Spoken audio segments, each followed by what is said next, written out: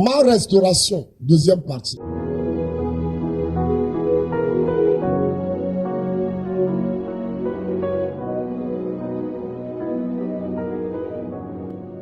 Job au chapitre 2, nous considérons à partir du verset 10.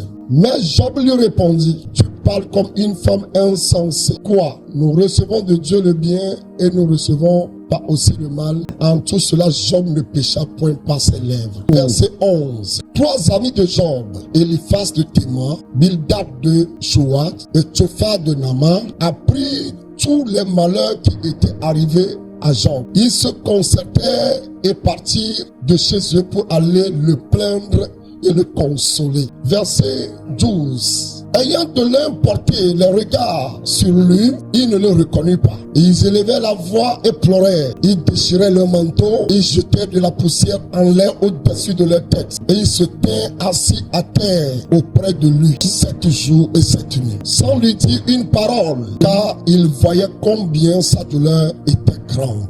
Verset 9. Sa femme lui dit, tu demeures ferme dans ton intégrité. Maudit Dieu. Amen. Nous avons vu cette histoire de Job, la première partie l'autre fois. Celui qui avait des biens, des richesses, un jour il a tout perdu. Assis dans la cendre, tenant un morceau de pierre en main, la plaie sur tout son corps, il a tout perdu. Et sa situation était misérable. Et dans cela, peut-être il attendait seulement la mort. Mais il y a un Dieu dans les cieux qui se souvient de sa créature. Dans cette situation-là, nous allons voir des réactions de plusieurs personnes. En réalité, lorsqu'une personne est en état de souffrance, ce que nous devons faire, c'est de diriger le cœur de cette personne-là vers celui qui peut le restaurer. Quand tu vois quelqu'un qui est sur la voie de mourir, notre responsabilité, si nous connaissons Dieu, est d'amener cette personne-là vers Dieu. Car Dieu seul a pouvoir de restaurer ce qu'il a créé. Même si c'est détruit, il a pouvoir de restaurer ça. Il a pouvoir de rétablir cela. Dans cette situation de Job, nous avons écouté la parole de sa femme. Sa femme va lui dire, tout ce qui t'arrive, tu demeures intègre. Pourquoi tu ne maudis pas Dieu que tu vas mourir? Maudis Dieu et tu vas mourir, c'est fini. Donc, nous voyons que cette réaction de la femme de Job ne peut jamais conduire Job dans la restauration. Mais ça l'éloigne plutôt de Dieu. Si Job voulait respecter la parole de sa femme, il allait s'éloigner de Dieu. Il ne sera jamais restauré. En plus de la femme de Job, on nous parle de trois amis de Job. Eliphaz de Théman, Bildad de Shoat et Topha de Naama. Donc ces trois amis de Job, la Bible dit, ils ont appris les malheurs qui sont arrivés à Job. Ensemble et en commun accord, ils ont décidé d'aller voir Job. Pourquoi faire? Pour le plaindre et pour le consoler. Donc vous allez voir que ces trois amis-là ont déjà très mal commencé. Quelqu'un qui est malade, ils vont dire qu'ils vont aller le plaindre et le consoler. Le consoler peut-être c'est d'accord, mais l'humain ne peut jamais consoler l'humain. C'est Dieu qui console sa créature. C'est Jésus qui console ses enfants. C'est le Saint-Esprit qui est le consolateur. Et c'est pourquoi ces amis de Job, ils sont déjà très mal partis. Nous irons le plaindre. Quand ils sont arrivés, la Bible dit de loin ils ont perçu Job et ils n'ont plus reconnu. Automatiquement, ils se sont déchirés leurs habits. Ils vont se mettre la poussière sur le corps. Arrivés auprès de Job, ils vont s'asseoir auprès de lui 7 jours, 7 nuits sans lui parler. Parce qu'ils se disaient que sa souffrance était trop grande. Et vous allez comprendre que la restauration ne peut jamais venir de ses amis. Vous savez, dans toute situation où les personnes souffrent, notre responsabilité, c'est de les assister et de les amener à Dieu. D'amener le cœur de ces personnes-là à Dieu. Parce que Dieu a pouvoir de consoler, Dieu a pouvoir de guérir, Dieu a pouvoir de relever. Il a pouvoir de changer les circonstances des humains. Et nous, notre responsabilité en tant que des humains, c'est d'amener seulement le cœur de ces personnes-là à Dieu. S'approcher plus à Dieu. Pour que Dieu les touche. Dans toutes ces paroles-là, les amis de Job étaient venus pendant 7 jours, sans parole, sans rien dire, sans rien demander à Job, sans prier. Ils sont en train de regarder Job. Écoutez bien, mes chers amis, la restauration d'une âme, la plupart des cas, dépend de son entourage. Quand vous voyez un malade à l'hôpital, à la maison, la restauration rapide de cette personne-là, cela dépendra de ceux qui sont avec la personne. Ceux qui sont auprès de la personne ont une responsabilité très capitale.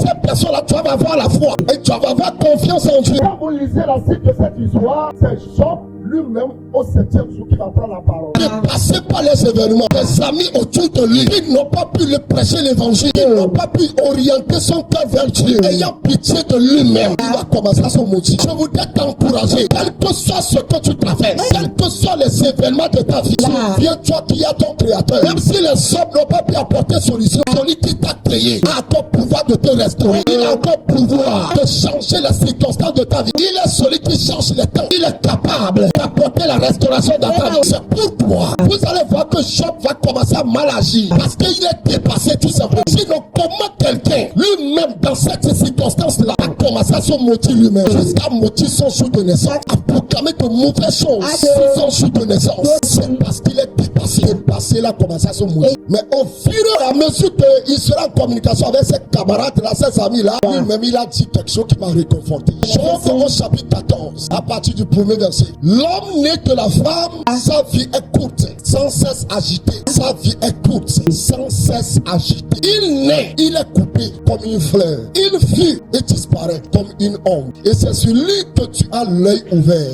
et tu me fais aller en justice avec toi. Verset 7.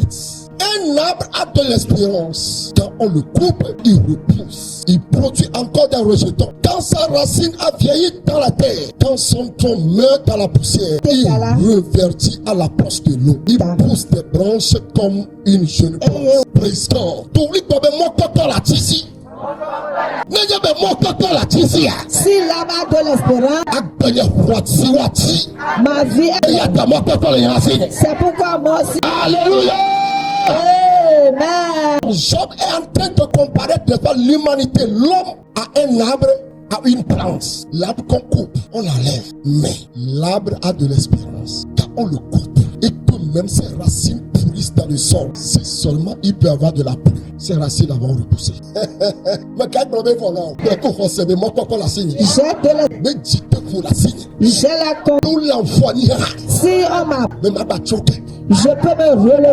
Cette pluie dont on parle ici là, c'est la grâce de Dieu. Quand vous regardez la circonstance dans la vie des hommes, des êtres humains, c'est qu'on coupe. Mais si la grâce peut intervenir, ce qui a été coupé repoussera. Au nom de Jésus, je te connecte au trône de la grâce. Je connecte ton nom au trône de la grâce. Je connecte ton corps au trône de la grâce. Je connecte ton esprit au trône de la grâce. Je connecte ton âme au trône de la grâce. Je connecte ta santé au trône de la grâce. Je connecte ton foyer au trône de la grâce. Je connecte ta destinée au trône de la grâce. Je connecte tes documents, dossiers, tes affaires au trône de la grâce. Comme la pluie. Reçois la grâce de Dieu ce matin. Reçois la compassion de Dieu ce matin. Reçois la grâce.